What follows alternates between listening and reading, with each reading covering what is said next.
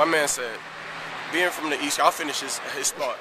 Him being from the East Coast, me being a West Coast artist, they never really kind of got too far into me because of, you know, my two-dimensionality. I made up a word. It's just a two-dimensional thing I had going on.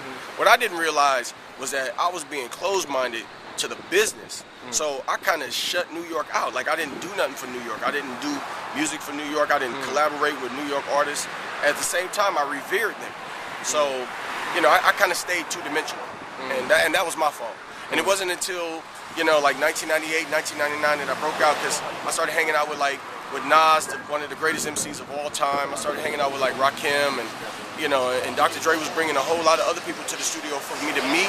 And then he gave me a little bit of a secret. What you have to do, you have to acknowledge that, you know, New York is where hip hop comes from. We get our livelihood from New York artists, you know, from hip hop, and we all pattern ourselves. I mean, who didn't want to be Chuck D? Get the fuck out of here. That motherfucker was so smart.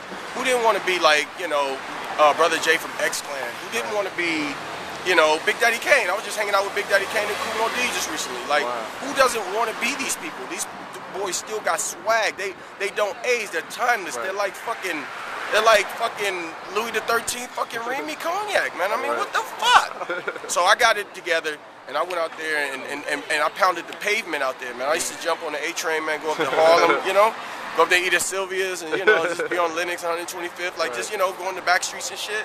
Then go back up to Manhattan and just kick back. Like, I learned how they move, and it's just being out there, like, fucking with Wyclef and David Chappelle and Guru and Jigga, you know, and Lady B. You know, it just opened my mind up, and now I don't make music just for West Coast niggas, because the West Coast don't run it.